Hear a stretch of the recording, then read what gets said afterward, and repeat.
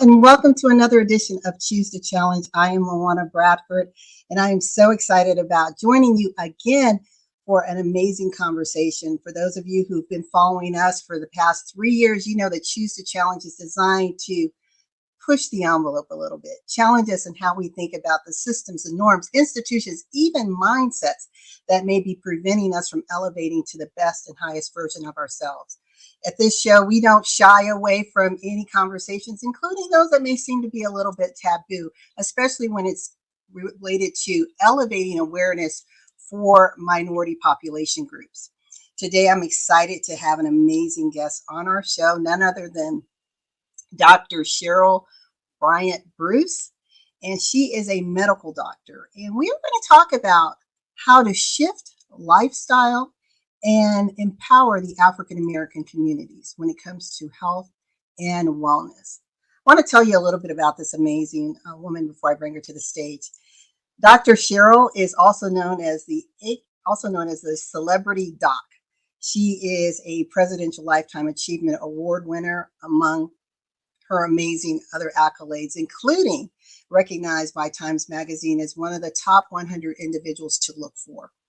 She is a person who is passionate about wellness and advocacy, and in her medical profession, she has provided health solutions and oversight for the well-being of top named celebrities. But some of you may say, okay, well, she's the celebrity doc. What does it mean for me? I'm not a celebrity. Well, you don't have to, because she has a passion for humanity. And she wants to ensure that we all have a roadmap to wellness. But there's something that we need to talk about when it relates to our African American brothers and sisters and some of the challenges that we're facing, including social determinants of health. What does that mean? How do we fit in? What is our responsibility and accountability for ourselves and for our community? And how can we lean in and partner with experts such as Dr. Cheryl to ensure that we live the best well life possible? So here she is. Dr. Cheryl, welcome to the stage. Hey, LaWanna, happy to be here with you. Thanks for inviting me.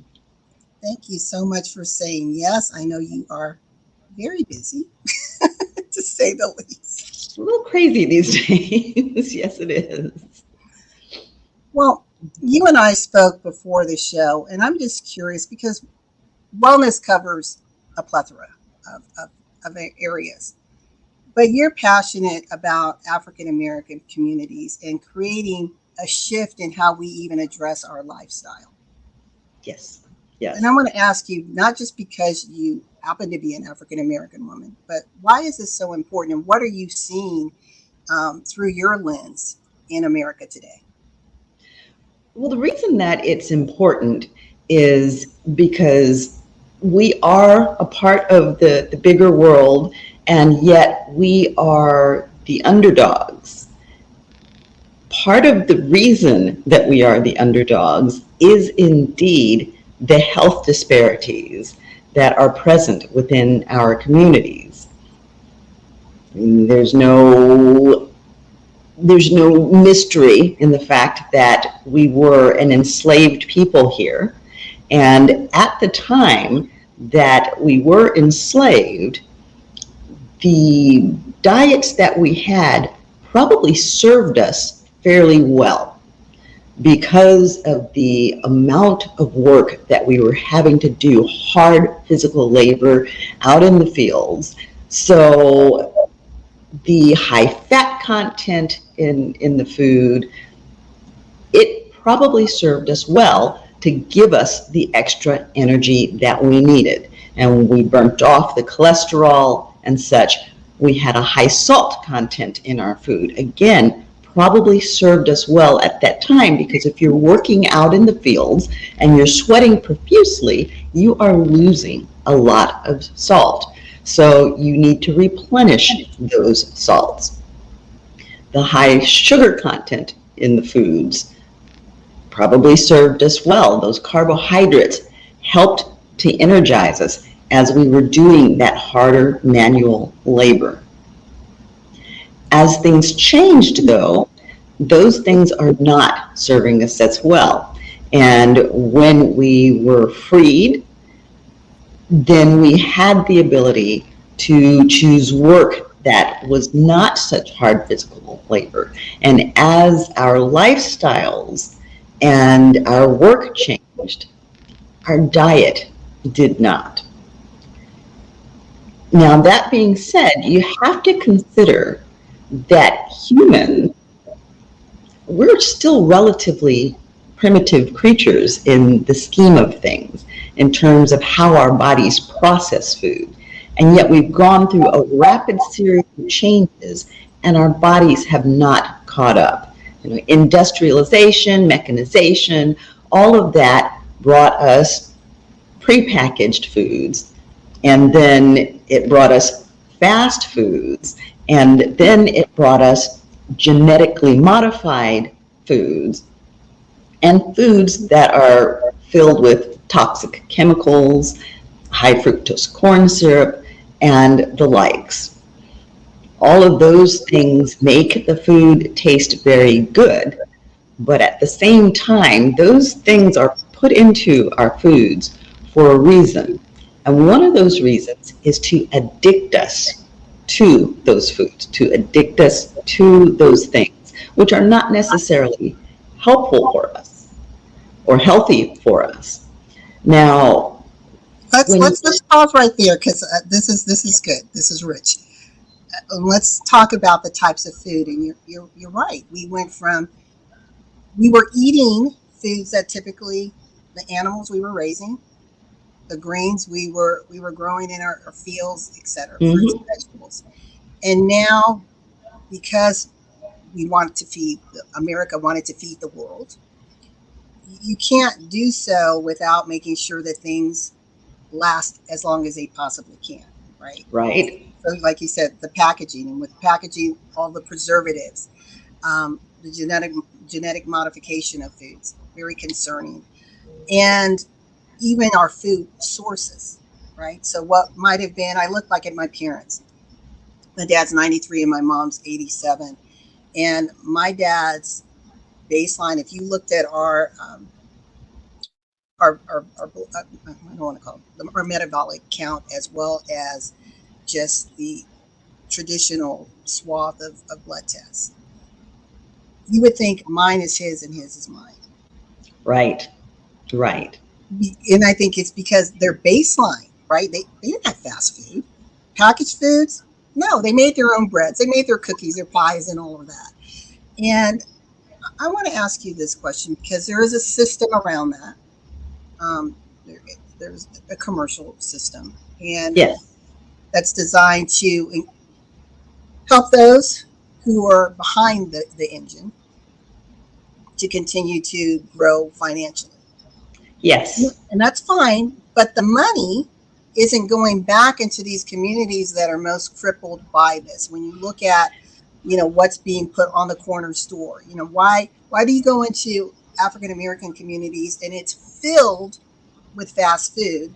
We're the yes. Whole Foods and the other types of stores, the options, the choices. I want to turn that over to you. Exactly, exactly. And it's that part. I mean, when you go into the African American communities, what you enter is a food desert.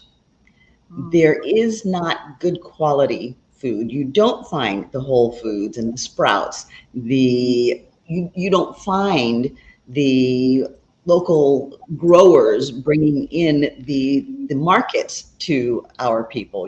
If we're going to go to the organic market, we're going to go outside of our community. So there's two problems with that. One, a lot of us don't have the means to go outside of our community. Two, if we do go out of our community, what are we doing? We're taking the wealth out of our community and we're giving that money to somebody else to do what? To feed ourselves. The other problem inherent there, though, is that other communities do have these stores that have high quality foods, but that is not the bigger issue. Because if I go to a Safeway in Beverly Hills, California, it is not going to look like the Safeway in Inglewood, California. the quality of the food, the selections are not going to be the same. That's That's scary. it's problematic. It's really Yes. problematic. And I'll tell you a story. I used to work at Centinela Hospital there down in LA, and Centinela is in the hood. And I lived over in Beverly Hills. Now, it was more convenient for me to stop and go to the grocery store right down the street from Centinela on the way home than to go all the way home. And even though the grocery store was right on the corner around from where I lived, it was also, 5 o'clock, and there was all of the traffic that goes into the grocery store at dinner time. So it just made more sense for me to grab my groceries there at the market near Centinela. I'm in the market, I'm talking on the phone to a friend, and I'm dropping things into the cart. Chicken was on sale. Like, oh wow, these are good looking chicken legs. They're really big. I put them into the cart. And then as I'm walking, that started to weigh on me. And like halfway through the store, I stopped and I'm looking at this chicken and I said, what's wrong with this picture? Chicken legs are not supposed to be as big as my thighs. That tells you Yeah. there's a problem with those chicken legs. And then I, really started to look around at what I was buying. And I was like, no, the quality of the food is not the same here. There is, again, no secret in the fact that how things are going in America has been planned. Correct. And that plan has been long-term plan. And part of that plan has been to reduce our numbers. They couldn't get us to reduce ourselves with population control. So instead, one of the things that they said is, well, we will control them through their food. Why? Because if you do not have high quality food, the outcome of that is bad health. The outcome of bad health is we get the dwindles as a society. We become sicker and sicker until we are no longer producing healthy individuals. And as is being seen, we have some of the highest death rates from all of the inflammatory diseases, from cardiac disease, from diabetes, high blood pressure, high cholesterol, you name it, we've got it. And a lot of it is centered in that diet. Now, there's a reason for that. And there's something that we can do about it. Because as we're eating a bad diet, it turns on inflammatory genes. And there are things called epigenes, and they're like light switches for genes that can get turned on and off. We can make a difference for ourselves in one generation. One generation. If we eat the appropriate foods, foods that are rich in antioxidants, if we're eating the lean meats, if we are leaving the stuff that I say that the center of the grocery store stuff, the stuff in the center of the grocery store is always the least healthy. Now, in our stores, it tends to extend all the way out to the edges. But if you go into any of the other stores outside of our neighborhoods, you'll find that the center of the grocery store is a much smaller section than the peripheries where you find all of the fresh veggies and meats and such that are more healthy for us. If we change our diet and we are eating from the peripheries where we are consuming the healthy foods, that will switch those epigenes back off that have been triggered for that inflammation that triggers disease, then we can turn those genes back to a healthier state. Now, why do I say that we can change that in one generation? The reason I say that is because if we are looking at people in the childbearing age, when you bear children, you pass a set of genes. And if you pass the genes where those epigenes have turned on inflammatory conditions, guess what? You're passing a propensity for those disease processes. If you can manage to turn those genes off, though, to turn them back to a healthy gene component, and that's what you pass to your children, now your children are no longer at risk. You know, they say we're genetically predisposed. We weren't always genetically predisposed. Let me, I'm going to throw something out there, and this statement is going to make people very uncomfortable. Okay. Where you said we do uncomfortable. Yeah, this is Choose a Challenge, folks. And I'm here with the amazing Dr. Cheryl Bryant Bruce. So you just said that sometimes we adopt the premise that we are genetically predisposed. And I'm just speaking strictly to African Americans in this country, mm-hmm. and how we came to be. So when you look at the fact that we were chattel, right? And we were bred. You're breeding the best of the best. Yes. Right? You come from a very strong baseline because they didn't want disease. We were the moneymaker, unfortunately. Yes. But you said, but the system that's put in place, it's by design. It's not by accident that certain communities are marginalized when it comes to food, access to the right medical professionals.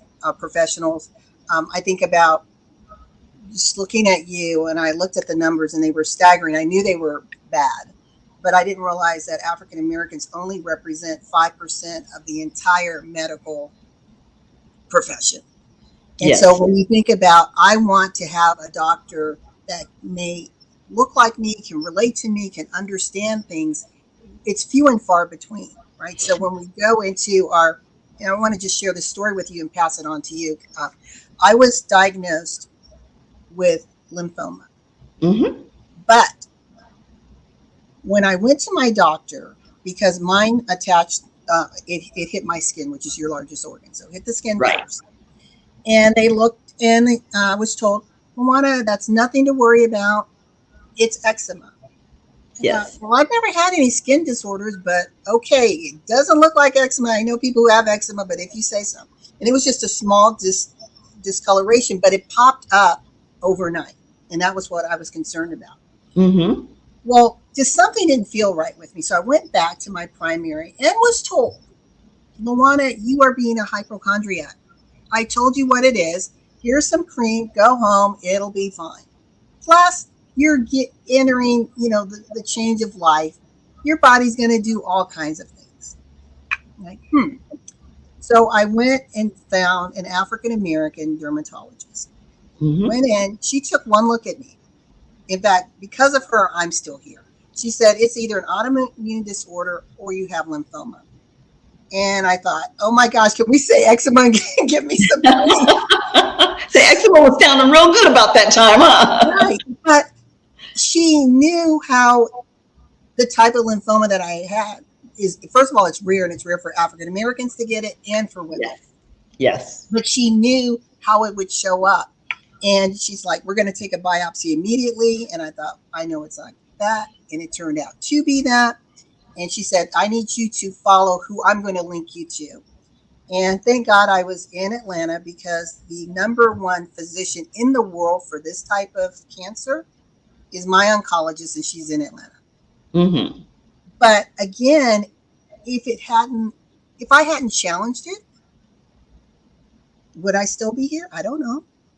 what I or running around thinking I have eczema and my body's doing all kind of crazy things. So I'd like you to talk to our audience specifically about taking charge and being bold when it comes to leading your personal care. We know food choices is one thing, right?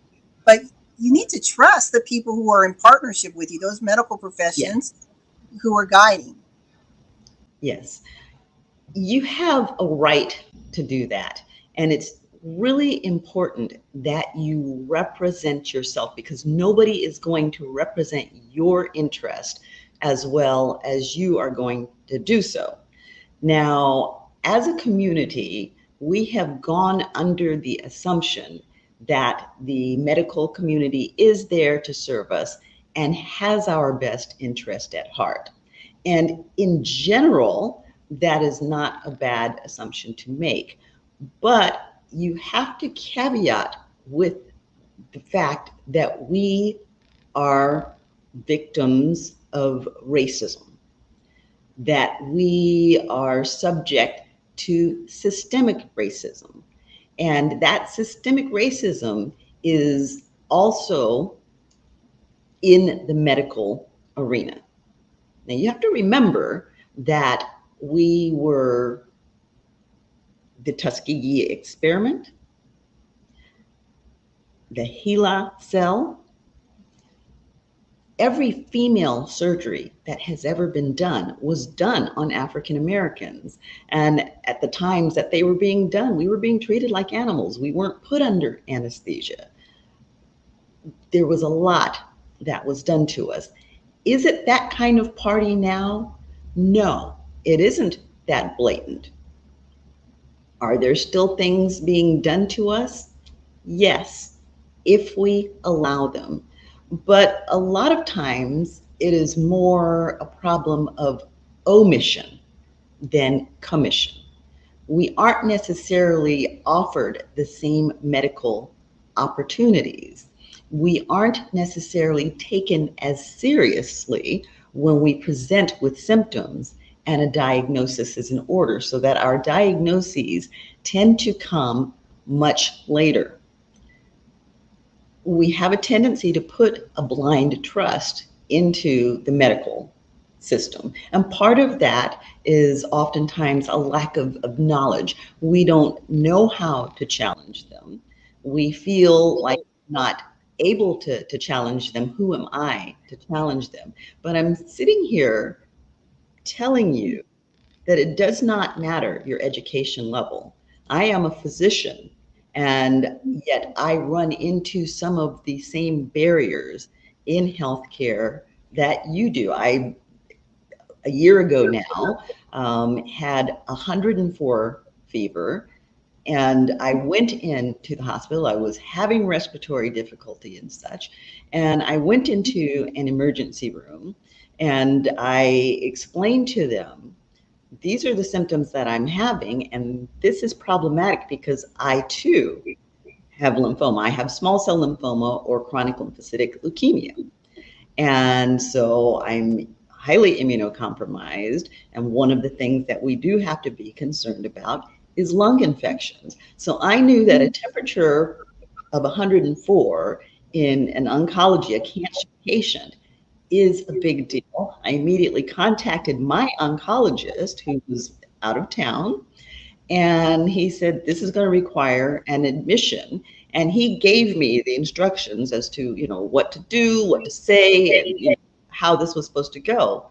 That is not what happened when I got into the emergency room, though. I got tremendous pushback, and the emergency room doctor never actually came to see me, ordered, some labs and some x-rays, and he asked them to do a pulse ox, which measures the oxygenation of your blood. And from that, he decided that I was going home. And he finally came at the very end of the visit to tell me, okay, well, everything's fine. You're going home. All we see is some pneumonia on the x-ray. It's like, hold up, wait a minute, time out. Like, pneumonia is a major issue, for me. And, I have leukemia. I have an oncologist that has requested that I come here for a direct admission. And he said that the minute that my foot hit your door, that you were to call me. And I have told that to every individual I've come in contact with up until this point, and nobody has called him because I'm a very complicated patient. And whatever you do to me, I'm going to do the opposite of what you expect. So you need to call this oncologist. Refused to do so and actually discharged me. Oh my goodness. So I went home and I had a pulse ox, and I went home and he's like, well, if your pulse ox gets too low, then, come on back in. Well, I sat and I watched that pulse ox dropping all night long. And because my temperature had been controlled with ibuprofen and Tylenol at the time that they saw me, and it had dropped down to about 100. He was like, you're fine. Well, it immediately popped right back up to 104. And so I'm watching the clock all night long because my father's elderly and I didn't want to call an ambulance and scare him. And I definitely didn't want him driving at night. And so as soon as light broke the next morning, I'm like, Dad, we got to go to the emergency room. We went to a different hospital and I was admitted immediately and ended up with a 2-week stay. And during that entire 2 weeks, I ran a temperature of 104. And they were never able to figure out exactly what it was. Eventually, they came to the conclusion that it was the medications that I had been on for the immunotherapy treatments that had triggered an inflammatory response in my body, and my body was rejecting it to the point where I almost died. I literally went down. I'm normally a size 4. I literally went down to a size 0. I was having palpitations. I could barely support my own weight. And walking across a room made me short of breath. As a physician, with all of that going on, they sent me out. What are they going to do to someone who doesn't have that background? What are they going to do to you? You have to be your advocate. This isn't right. I know that I'm sick. I know that I'm wrong. You knew that that little blip on your skin wasn't eczema. Your gut told you, no, this is not right. You have to follow that gut. Now, one of our fears is if we push back, then they push harder and they deem us as difficult, and they are going to make things very difficult for us. That's fine. Let them make them difficult for you. You may have to put on the boxing gloves and fight. Exactly. It's about you. It's about your health. And if your life depends on your ability to fight, you better become a prize fighter. I call myself the warrior queen because I'm fighting for the win. I love that. I recently, we're in October, right? So last month, this year has been like a blur for me. So my dad had demonstrated some stroke symptoms. So went into the hospital, and they said, no. Well, this is the other thing. This sounds crazy, but I tell my dad, because he's one of the few remaining Buffalo soldiers in America. Oh, nice. And he served for 30 years, 30 days. So whenever he goes to the hospital, if it's, ER visit, whatever, I always grab his hat that says he was a Korean War and Vietnam vet. Yes. Sounds crazy, right? But it's amazing. They see a different person than just a black man. Yes. But in this situation, Dr. Cheryl, they said, oh, he probably just has a bladder infection since he's had several in the past, and that's causing the confusion. And I said, I don't think so, but I'll let you run all the tests. They ran all the tests, and they said, well, we'll keep him overnight just for observation. And they said, well, the CT, everything came back normal. I said, I think my dad had an episode. I've seen my dad have several strokes, and it's amazing. He's this Energizer bunny that just bounces back. I said, I I know this wasn't a bladder infection. Mm-hmm. They said, well, there's no reason for us to keep him here. We're going to send him home. Everything's fine. Follow up with his primary. And I called my brother. I said, if I'm not mistaken, I can refuse discharge, right? And he said, yeah, you can go and appeal it. So I Mm-hmm. put in an appeal. The moment I appealed, all of a sudden they wanted to run another CT scan, Mm-hmm. an MRI. And what did they find? Oopsie, he did have a stroke in the frontal region. Right. I'm like, And really? I mean, that is just not an uncommon story. Yeah. My personal assistant, her whole family, I worked in an emergency room there in Texas, Houston, Texas. It was an orthopedic specialty hospital. I ran the emergency room there. And her whole family had a habit of anytime they had anything wrong with them, they were going to come to see Dr. Cheryl, regardless of the fact that it had nothing to do with bones. They were going to come see Dr. Cheryl. And so her mother she had a pacemaker, she had a heart condition, and she was having some chest pain. And so they wanted to bring her to see me. They gave me the call for the heads up they were coming. And I said, absolutely, categorically, do not do that. Go to university. It's cardiac. You need to be able to, go to the cath lab or whatever if it's indeed a heart issue that she is having. So they bypassed me, they went on to university.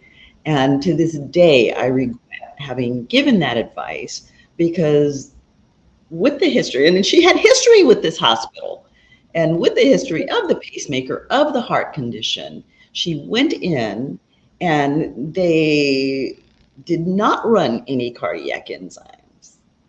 They did not do the appropriate workup for a heart condition. They basically told her that she had anxiety and she was doing just fine. And unfortunately, mama and daddy decided to, okay, well, the doctor said I'm fine, we're going to go home. And Dee called me on the way home and she said, here's what happened. And I was like, did they do this? Did they do that? Did they do this? And she's like, no, no, no. And I'm like, then you got to turn around and you got to take them right back because she should have been admitted for observation at the very least to run a full set of cardiac enzymes. She said, when I get to the house, I'll tell that to daddy because daddy and mommy were in the different car. They arrived at the house. Mama got out of the car and Dee ended up coding her on the front walk going into the house and was not able to bring her back. Mm. She died on the front steps. Mm. Unacceptable outcome for a woman that went in with a known cardiac condition but was brushed off as anxiety in a hospital with a cath lab on site. We're going to take a quick break and we'll be right back. Wow, that's unbelievable.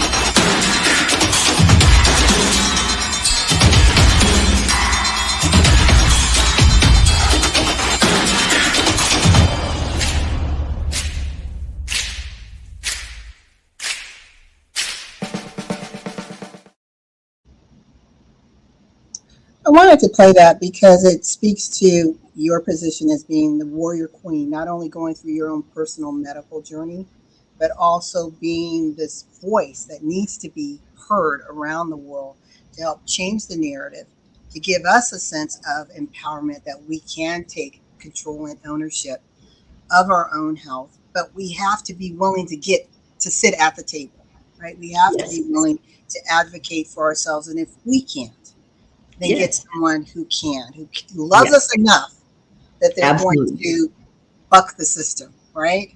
Absolutely. Absolutely. And if you are going in and you don't feel in your power to be your best advocate, that's an important thing to take somebody else who can step in for you. Now, one of the things that I do want to say is because, I mean, there are going to be others watching besides the African American community. And one of the things that quickly gets thrown up is, oh, well, you guys are being overly sensitive, or, this is reverse racism. And, basically it's all in your head type of thing. This is not in our head. This is not something that we think is happening. This is something that statistically we know is happening. We know that we're underrepresented in medicine, and where we are represented in medicine, we are underrepresented in the various different fields. Because one of the things, just as happened to me when I went into medical school, the first thing they do is they try to channel you into primary care and say, oh, well, you need to go back and work in your community. So you need to go into primary care. Well, that is true to a certain extent. Primary care is on the lower economic rung of medicine, however. Do we need ophthalmologists? Do we need cardiologists? Do we need neurosurgeons?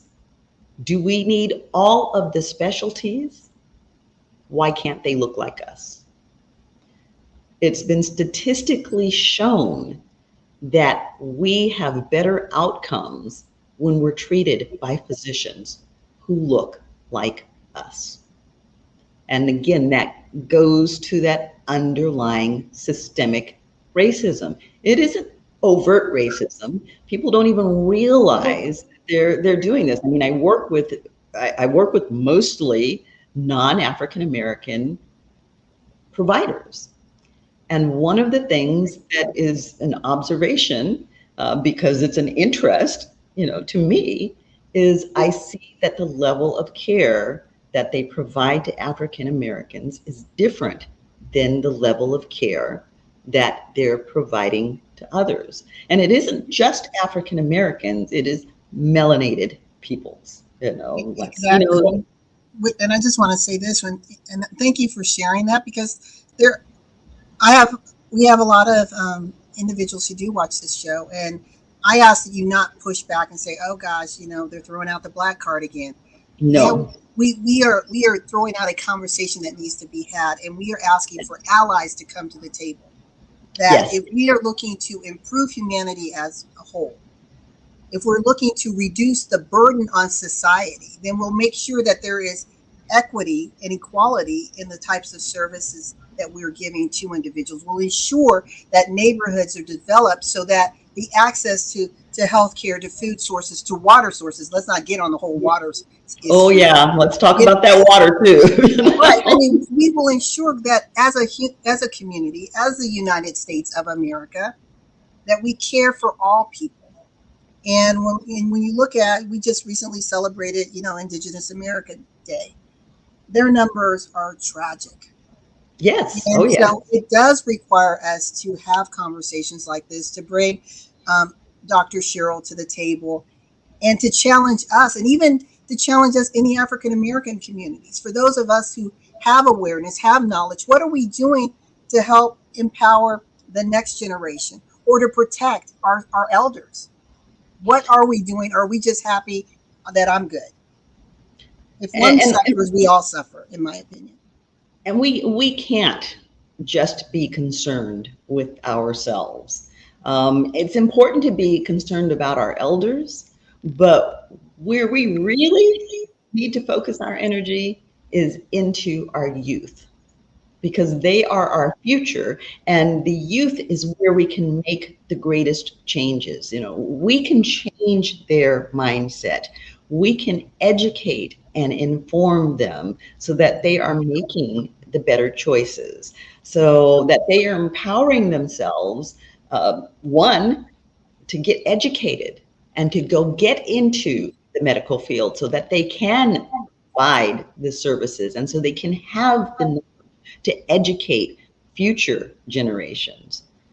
Two, to learn to be their own best advocates so that they do have the power to make the changes on a political level and on a societal level that we have not been able to make. Although we've covered great ground, we're actually losing ground as we speak. They are going to have to be the ones to wake up and smell the coffee and pick up the civil rights mantle and continue to run with it, because the battle is not won. So they need to do that. And they are going to need to make the changes that is going to give them the strength to do that, because our young people are far less healthy than we are, and we're less healthy than our parents were. Our young people are in pretty sad shape from a health and wellness standpoint. So they are going to have to relearn what it means to nourish their bodies. And nourishing their bodies is not just the food that you put into your body, it's the food that you put into your mind. And when I talk about the food that we put into our mind, it's the music we listen to, the books that we don't read that we need to start reading. It is the community that we build, the friendships that we make. Snoop Dogg just said something that I found was absolutely brilliant. He said, I always want everybody in the room to be smarter than I am. I want to be surrounded by geniuses, and I'm pretty smart, but I want them all to be smarter than me. Why? Because then you elevate. And we need to be elevating on so many levels. And in order to correct these health disparities, we're going to have to do exactly that. I love that. And I just kind of did a quick summary: mastering the mind-body connection, paying attention to what we put into the mouth gate, ear gates, and eye gates. Yes. And it is so critical. There is a huge, and it's scientifically proven, there is a connection. We are a system, right? We're not just one piece, but through that education, through partnerships, you have the opportunity to live to your best self.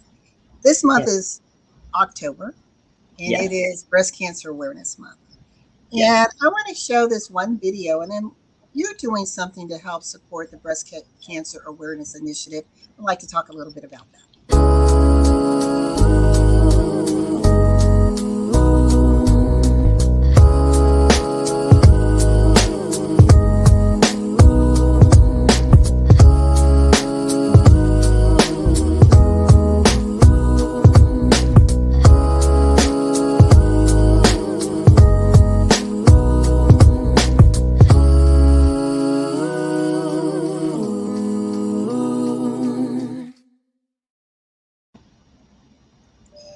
So you are involved in a campaign called Fab Over 40.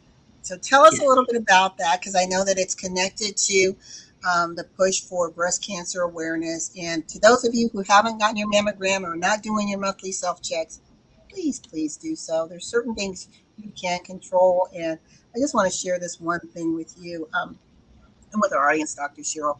When I was 35, it wasn't time yet for me to start my mammograms. I don't have breast cancer in my family. But at work, you know how they have the whole campaign and they had the mammogram mobile come. And I thought, go get educated, have a mammogram. Little did I know, 2 days later, I get a call. We saw an abnormal reading. You need to come in. 1 week later, I was in surgery. Fortunately, it came back benign, but I had to have a surgical biopsy. And again, not thinking that there was ever anything wrong. I didn't feel anything, but somehow whatever they had to excise out of me left a nice 6-inch incision that reminds me all the time that we have to know our bodies. We have to just pay attention because honestly, back then, I wasn't doing self checks. Yes, Maybe I yes. would have felt something. I mean, because 6 inches is pretty big, right? 6 years is really big.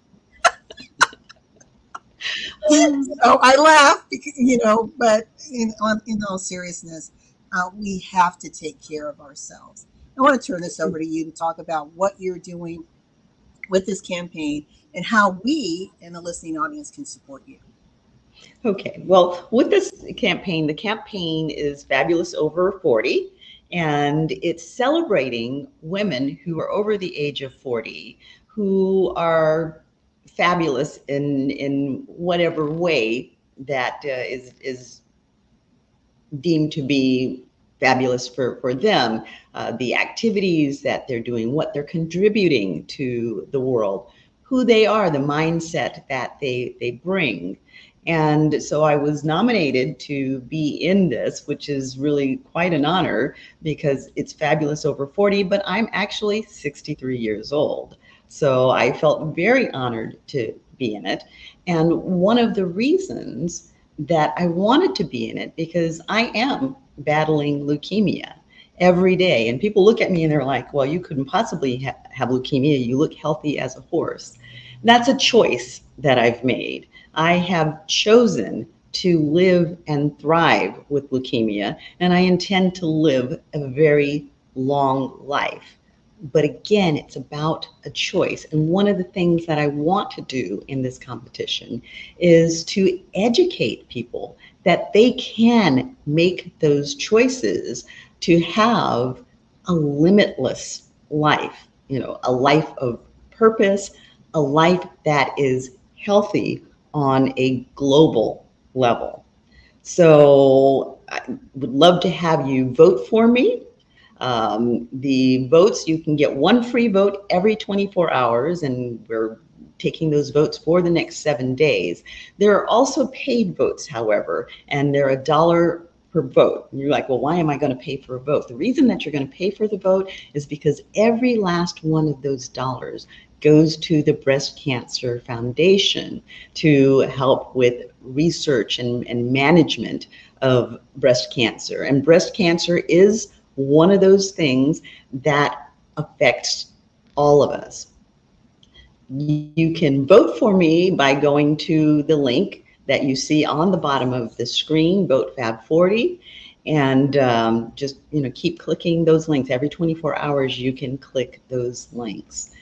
We do want to support the Breast Cancer Foundation because, again, it's a cancer that is non-discriminatory.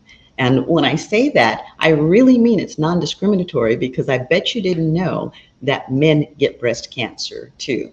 So for all you fellas, just like the women examine their breast, it's important for you to examine yours. Ladies, it's extremely important for you to examine your breast. We have mammograms, we have ultrasounds, but the truth of the matter is just your fingers can detect breast cancer much earlier than those tests can. That imaging isn't done until you come into the office, either for a routine check or because you've located something. If you are checking regularly, you don't have to know. A lot of people are like, well, I don't even know what I'm looking for. You don't have to know what you're looking for. What you're looking for is change.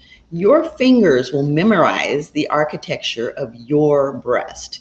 And once they've memorized it, when there's a change, subconsciously, your fingers will register that change. And it doesn't matter how big or small the change is. What we want you to do is to come in and tell us that something has changed, and we can investigate it further.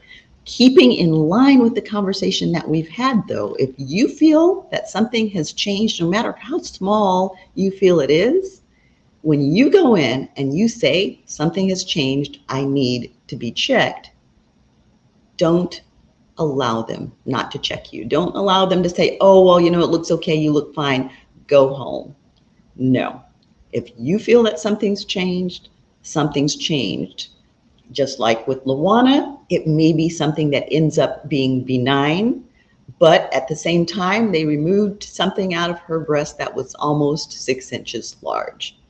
It could have not been benign because she wasn't checking. It got to 6 inches. And if it had not been benign at 6 inches, LaWanna was very unlikely to be with us here today.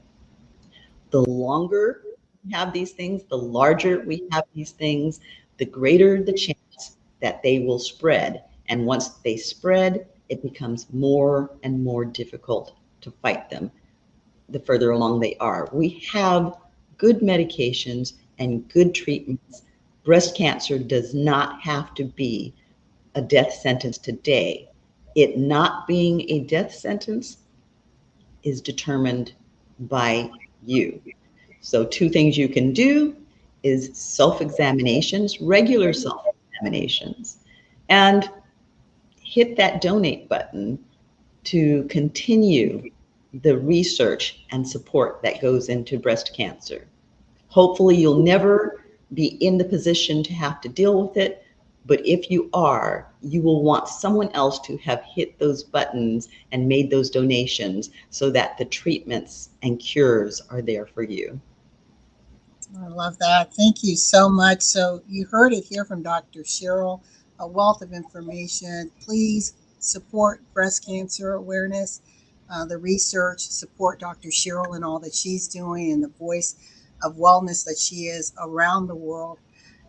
Ladies, gentlemen, we all know someone who's been impacted by breast cancer. It might be you, it might be your mom, your sister, your brother, but we all know someone. So don't you want to be a part of something that's bigger than you?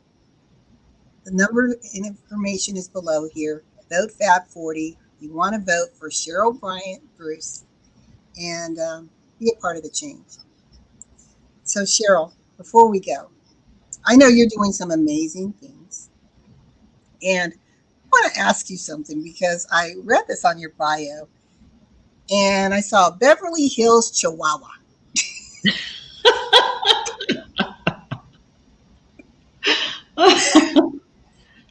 What do you and Beverly Hills Chihuahua have in common? For those of you who don't know, that was a movie in Hollywood. So tell us a little bit about that work that you're doing. Well, one of the things I encourage people to do is to live your passions. And one of my lifelong passions has been entertainment. And so I am an actor, dancer, singer, full-blown, full-spectrum entertainer. And I did actually film on the set of Beverly Hills Chihuahua. Unfortunately, didn't get past the cutting board and ended up on the cutting room floor because they ended up digitalizing most of the movie, and the sections that we were in, they actually took the people out of. But I have a funny story about the Chihuahuas, because you had all of those Chihuahuas that were running around, and the majority of them were created through CGI, and it was one ugly little taxidermy Chihuahua that they kept moving around to position for the CGI. So it just indelibly imprinted on my mind, this little stuffed Chihuahua being moved around. It's like, couldn't you get like a pretend dog or something? No, you had to have a stuffed Chihuahua. Wow. But it's interesting how those movies are created. I have done a number of other movies though that I have been in. I do have IMDb movie credits, and like I said, it's a passion. It's something that I do that brings me joy. It's a way of communicating with others, and it is another method of healing people, because as we bring people joy, as we make people laugh, as we make people feel and emote, it's a way for us to connect. Yes. And as humans, we need that connection to thrive. I love that. Before we sign off, I know you have some things that are on your plate, and I'd like you just to talk to the audience about how they might be able to connect with you. I put your contact information below, but what's next for Dr. Cheryl? Well, I kind of laugh when people ask me how to connect because connecting with me is probably one of the easiest things in the world, because all you have to do is Google me. I'm all over the place. I'm on all of the social media platforms. And one of the things that I'm doing that I would like for you to support, and that I definitely would like to share with you, is I do have a talk show called Chatters That Matter. And it is all over the map. It is health related, but considering that everything that you encounter on a daily basis impacts on your health, the conversations are all over the board. We have a lot of interesting celebrities that come on, and then we have a lot of non-celebrities that come on and talk about all of the different things that impact us over time. We recently had Sean Fair on our show talking about public speaking and the benefits of doing public speaking. Back to back with him, we had a gentleman by the name of Mike Wharton, who is a paramedic firefighter, and he was talking about the potential for suicide in the first responder population and what to do about that to make sure that it doesn't happen. So we do talk a lot about mental health because we are in a mental health crisis all over the world today. And so it is an area that really needs a lot of focus. And we do speak a lot on it and have lots of good tips, and also just a lot of good stories that people tell that someone out there is going to connect with. And today it might be you. Tomorrow it might be someone you know. I love that. Thank you so much. Chatters That Matter with Dr. Cheryl. Also, check her out on IMBD. See what she's been up to in Hollywood. Oh my goodness. Thank you so much for being a part of this show. I truly appreciate you taking time out of your busy schedule. We definitely have to have you come back, perhaps during Mental Health Awareness Month. I think that would Absolutely. be a very I would love to do that. Yes. Well, to our listening audience, thank you so very much for joining us again for another brilliant episode of Choose to Challenge. Remember, your health matters, that you can be an advocate, that you can shift the trajectory of your life. But as Dr. Cheryl says, empower the next generation, change the next generation by doing the right thing. Again, I'm LaWanna Bradford here with Dr. Cheryl. And remember, in life and in business, when your vision intersects with opportunity, success is inevitable.